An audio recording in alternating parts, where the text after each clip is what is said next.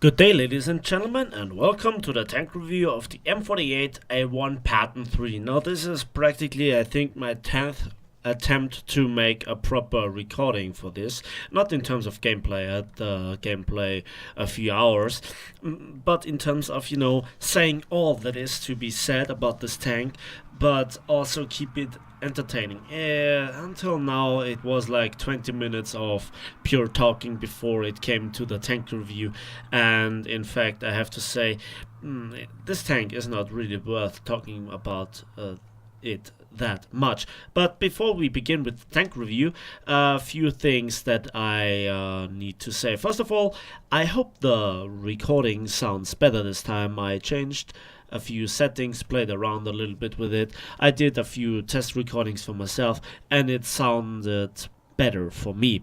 So let me know in the comment section what you think. The second thing that I want to mention is the Twitter that I have now for a few weeks. I mentioned it, in terms of that I wrote it into the video a few videos ago that I have it, but this time, many people might just listen to me, I don't know. So if you follow me on Twitter, which the link is in the video description, you will get the latest news from me. Maybe even, some screenshots from awesome battles that you can admire, or, when Gaijin releases something new and exciting. So, the M48 Pattern 3. What is it, and what is there to talk about? Well, there is a lot to talk about, but some of it for the very wrong reasons. The Pattern 3 is a rank 5, battle rating 7.7 American medium tank, and in the tech tree it sits between the M47 Pattern 2 and the M60. I will compare them a little bit to the M48A1.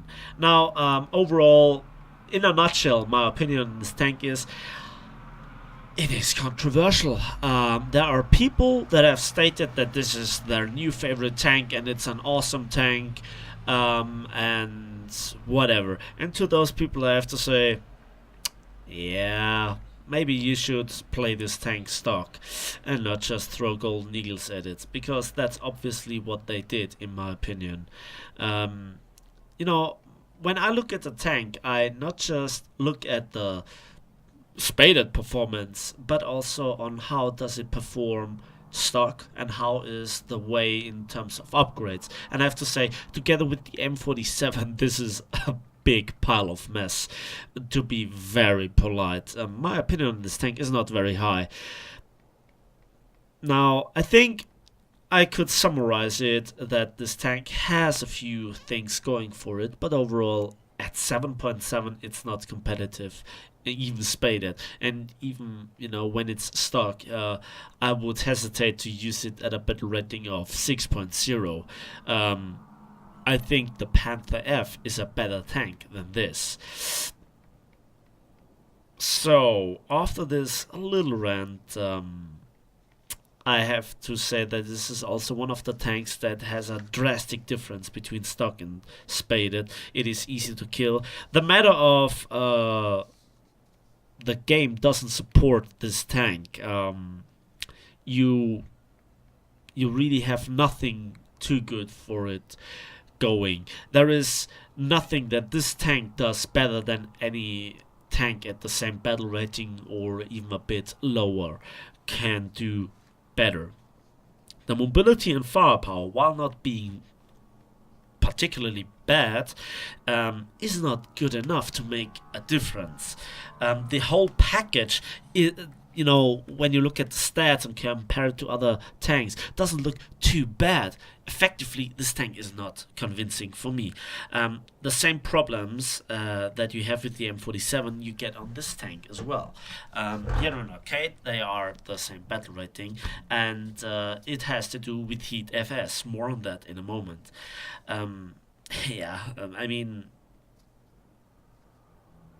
I think the addition of this tank was not a very good decision from my perspective, as it just makes the grind for the M60 longer and effectively frustrates American medium tank drivers. You have 5 medium tanks within the American medium line at tier 5.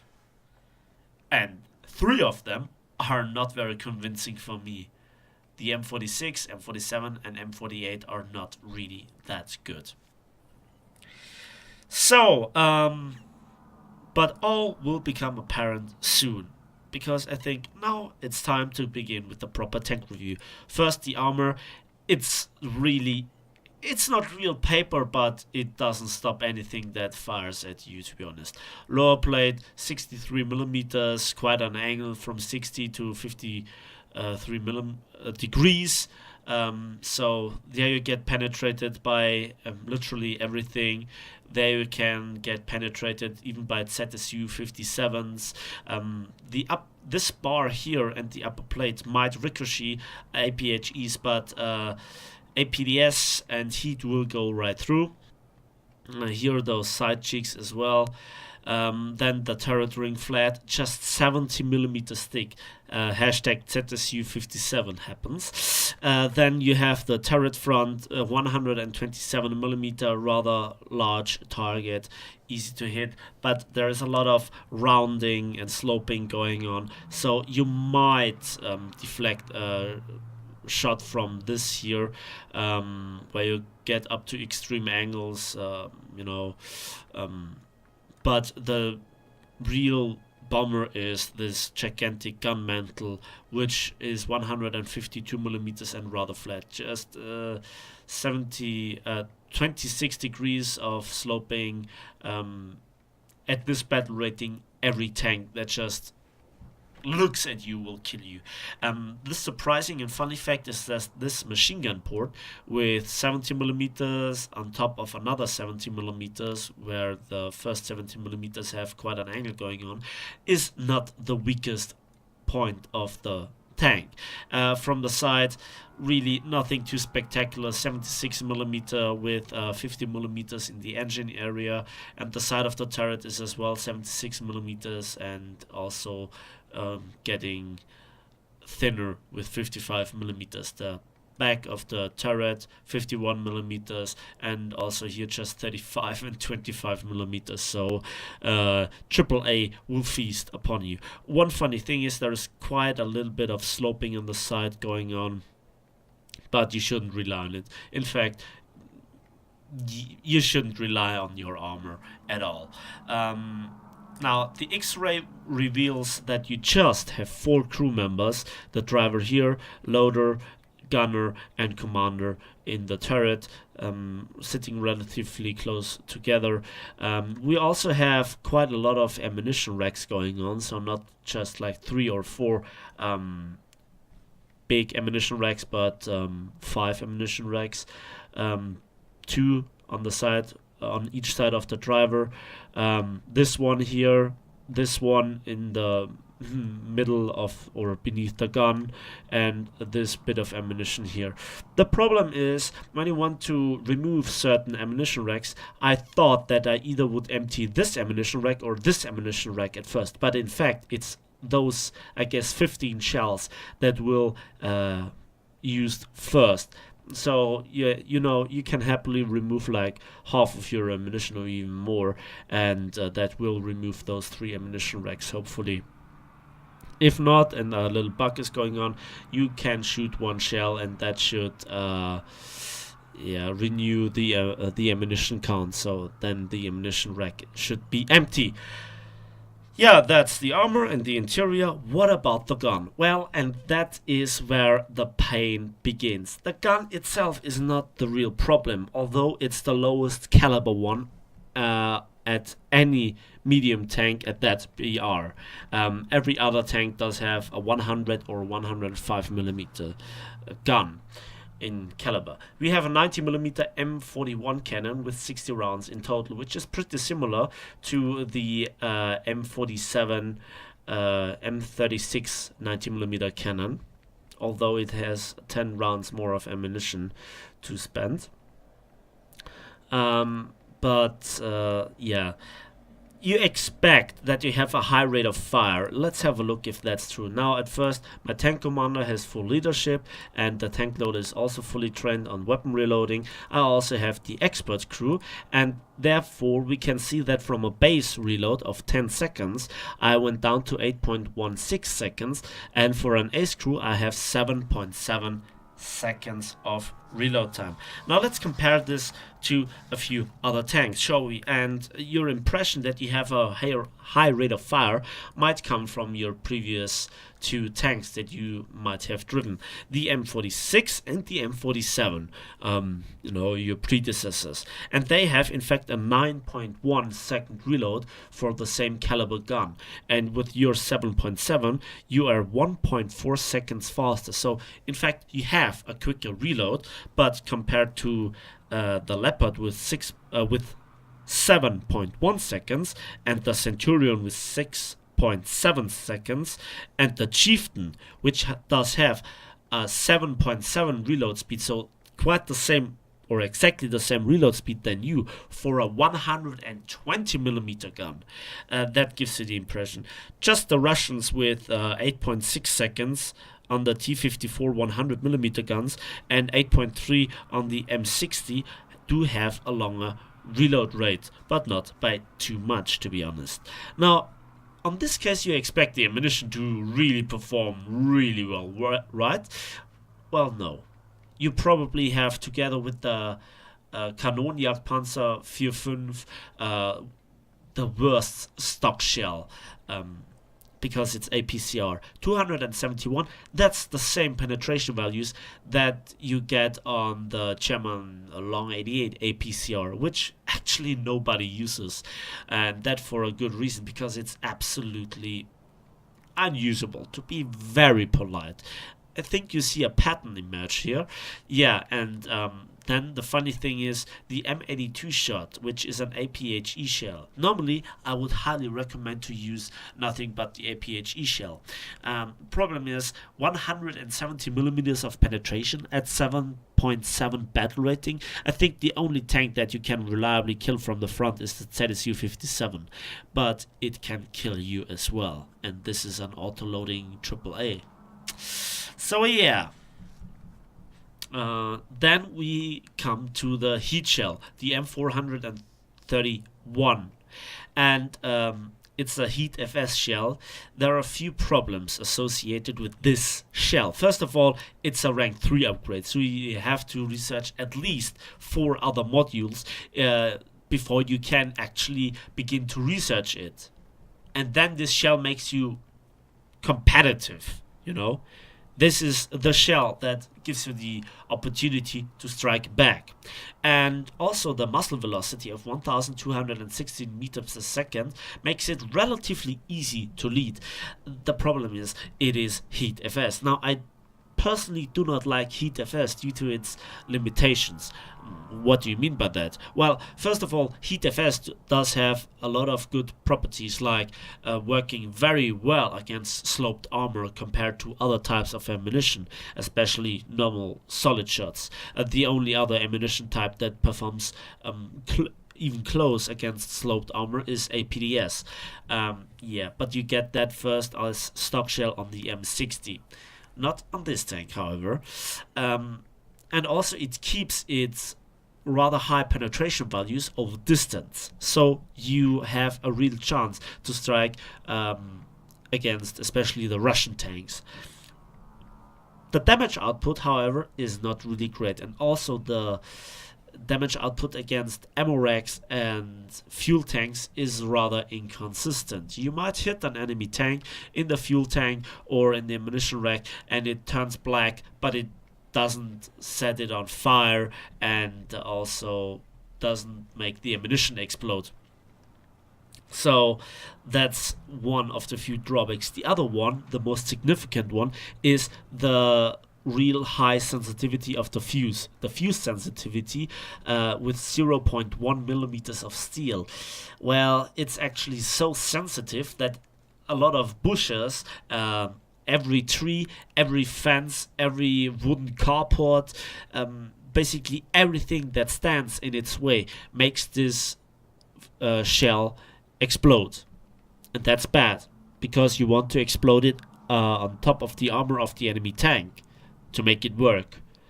But it doesn't, because it will explode everywhere. Now, there is a solution for the wooden carports and the fences. You can shoot them over with your 50 caliber machine gun.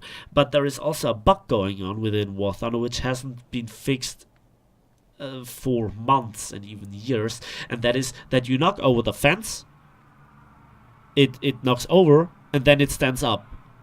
And when this happens while you fire the gun, again, your shell explodes practically in mid-air.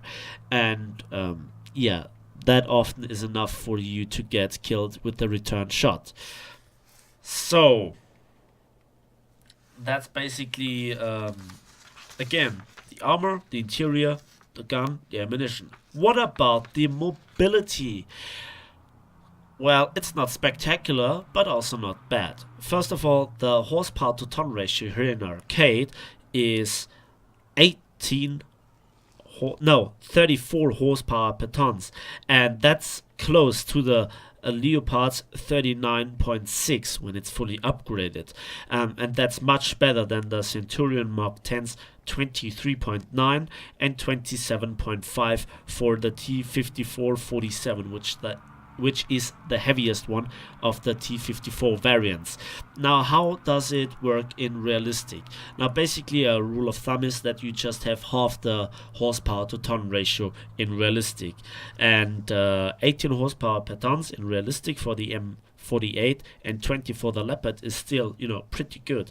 And the Centurion Mark 10 does have 12.5, and the T-54 14.4. So you have quite a grunt in the engine.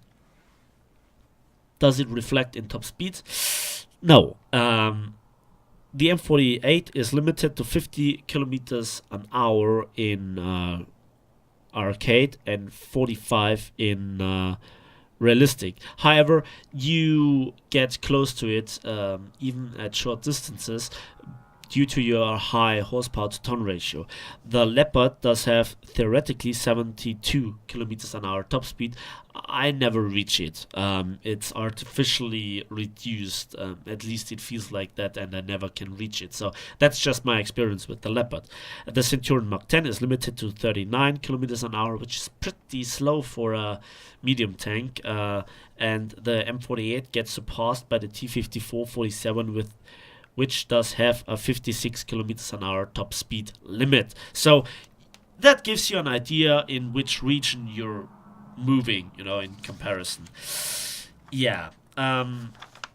So tips and tricks for this tank. First of all, don't get into frontline actions. Don't try to be the hero. It might work out 1 in 10 times. The other times you get one shot, the first shell that gets fired at you, you catch, and then you have a lot of Pokemons in your turret, which your crew doesn't like, and so you have to respawn in another tank. Jokes aside, this tank is more like a light tank than a medium or main battle tank.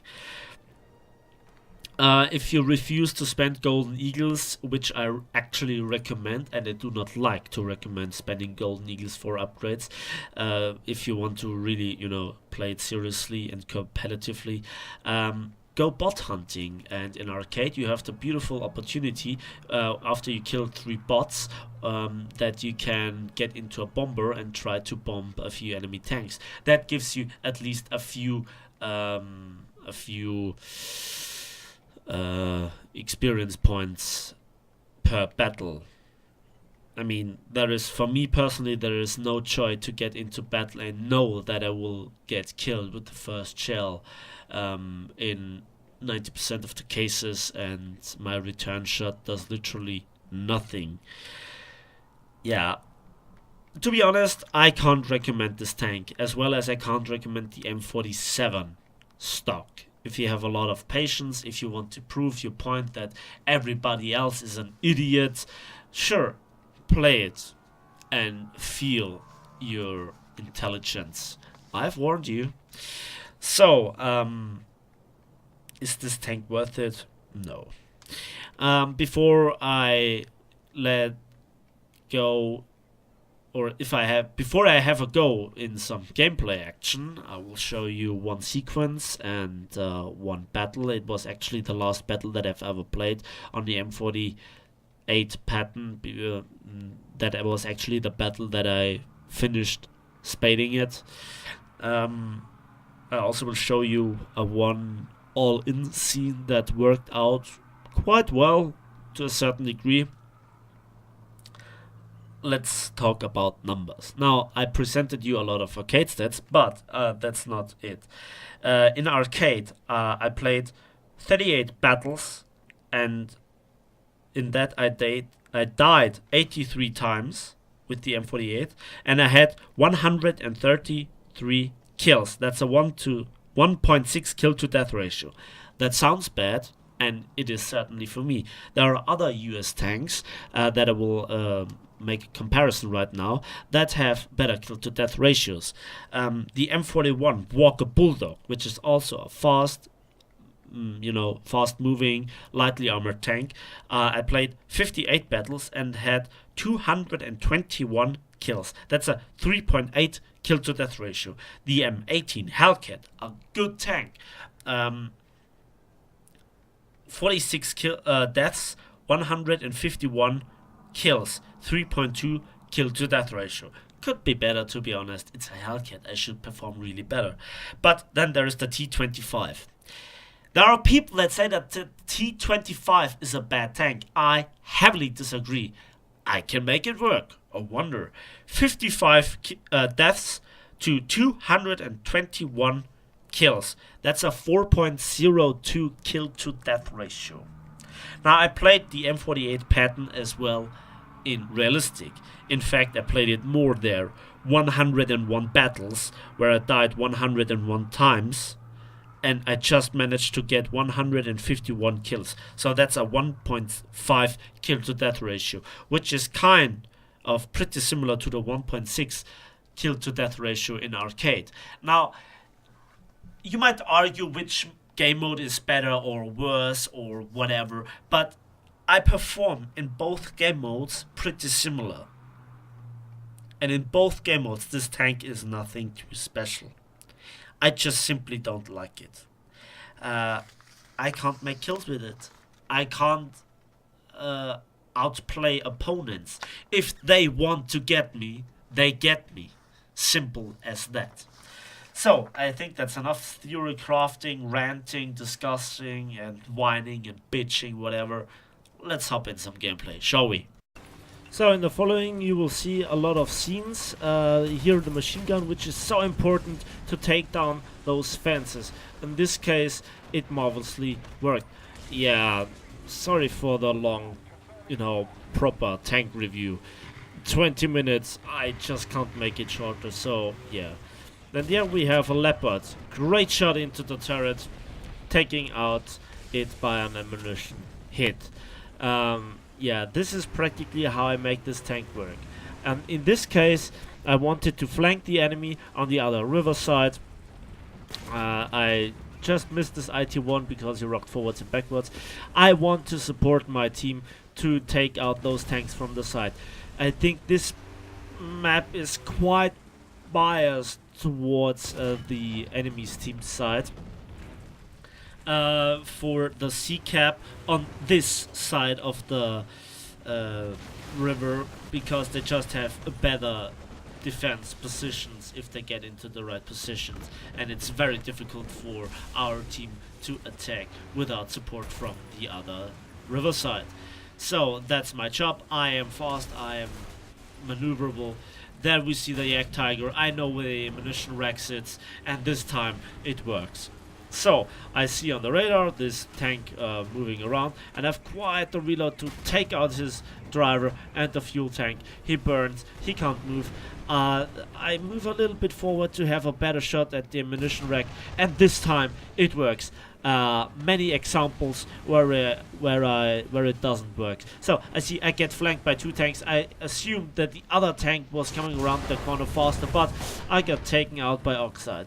I assume it's not the guy that makes those awesome cinematic War Thunder videos, as he is playing realistic, I guess. But IT1 is IT1, I got killed. So, and here we can see another example.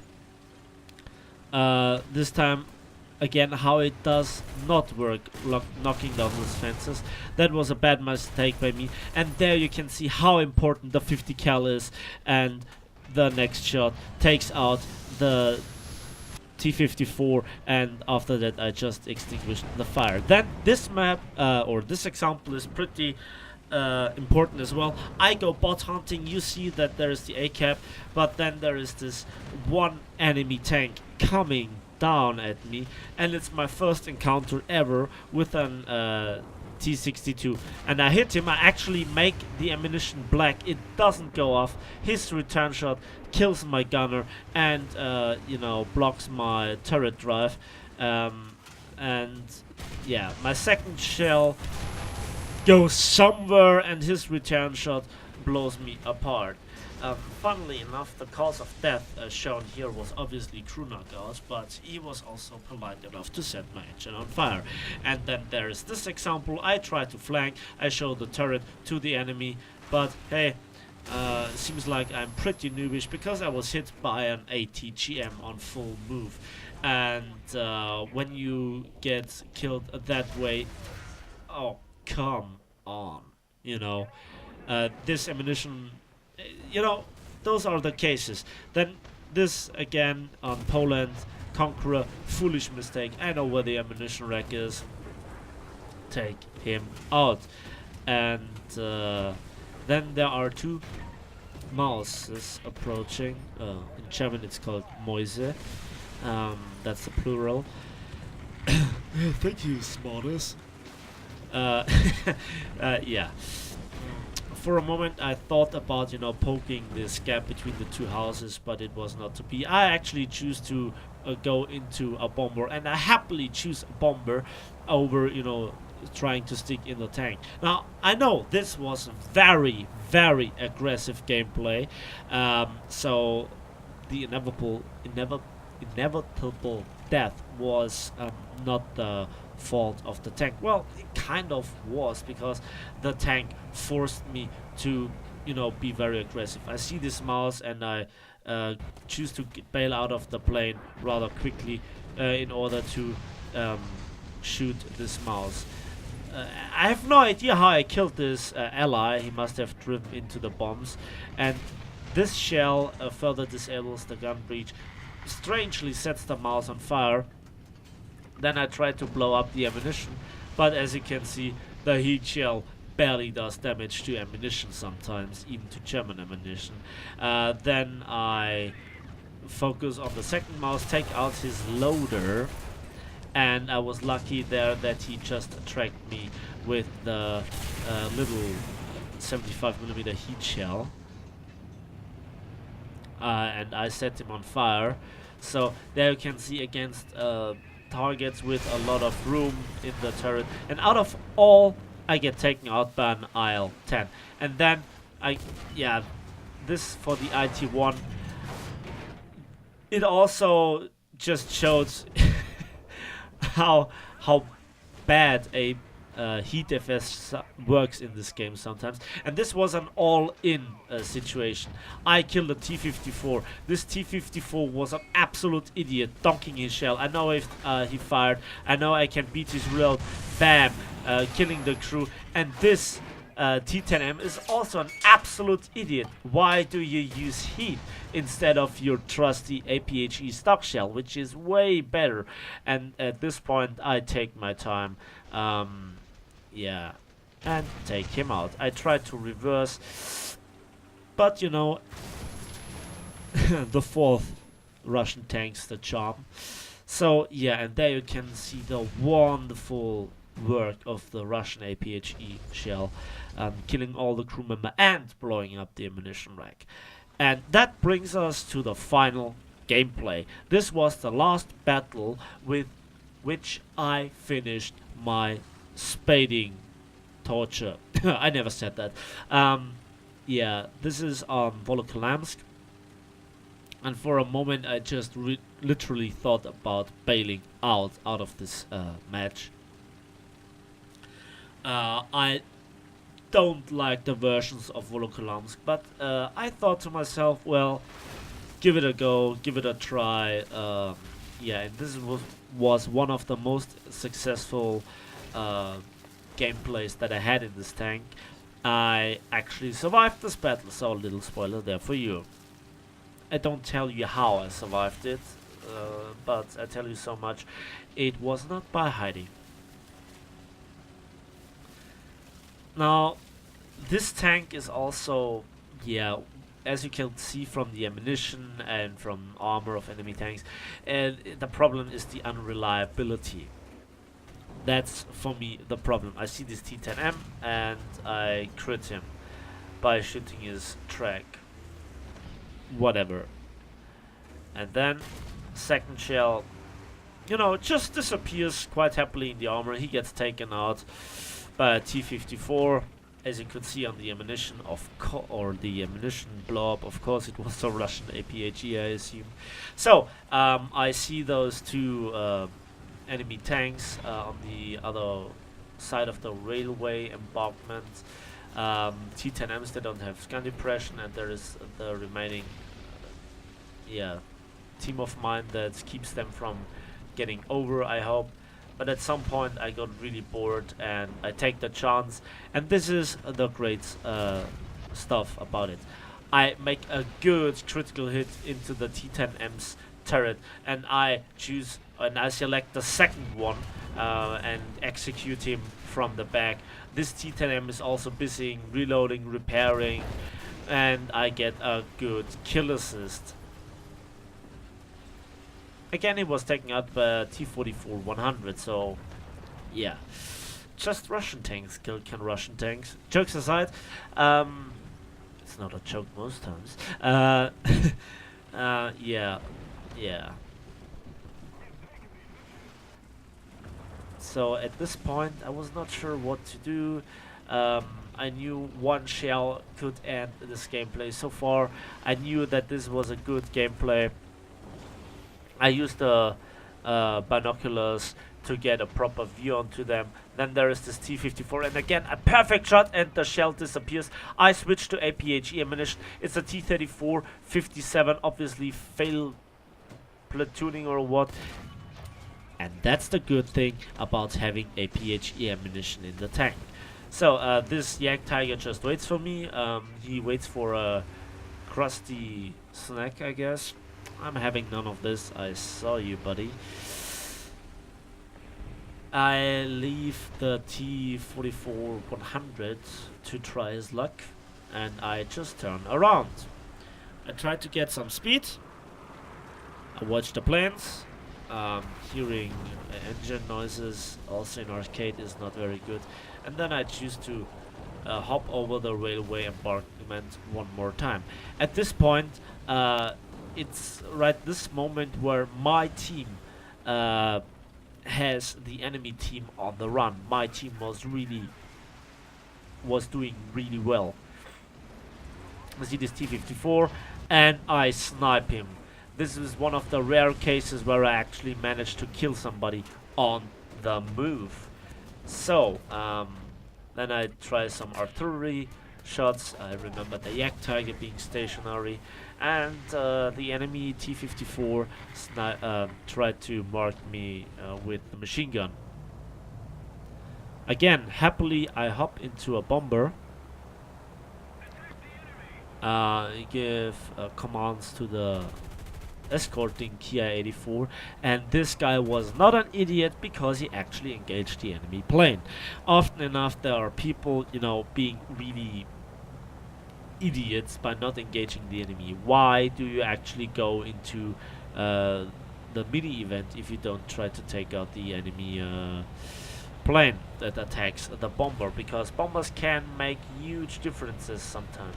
Sacrifice 2 bombs for this one and try to take out the Yak Tiger, but just as I wanted to drop a careful bomb on this T-54, or rather precise bomb. Careful bombing, yeah. New meme there. I tried to snipe this T-54, but you could see, you know, even snow lets this shell go off. And I snipe him again. Good shell there. Taking out the driver and the gunner. Best combination ever. And then I finish him by taking out the last crew member. Yeah, then there's this IS-3. And by the IS-3 you have the problem, you need to get the hull. And there you could see he sniped me really well. I guess this was the cupola. It might be the strongest point on the tank, but it's not strong enough. And so I'm in last man standing mode. It's no crew replenishment. Yeah, it's basically the same, effectively. And this is the only reason why I survived this battle. I have to say, even when you just have 2 crew members, the reload rate is decent for being on 2 crew members. And at this point I was like, should I go in, should I risk it? But you know, you can't present gameplay where you just hide just for surviving purposes. And then I sniped the chieftain and set his engine on fire. I tried to reload, but my reload is not quite enough, and so he gets taken out by a T-54. I guess he shot the lower plate or the hatch or whatever. Then there is this IS-3. There is the wreck of this dead T-54 in the way. There is the Yak Tiger. He got set on fire.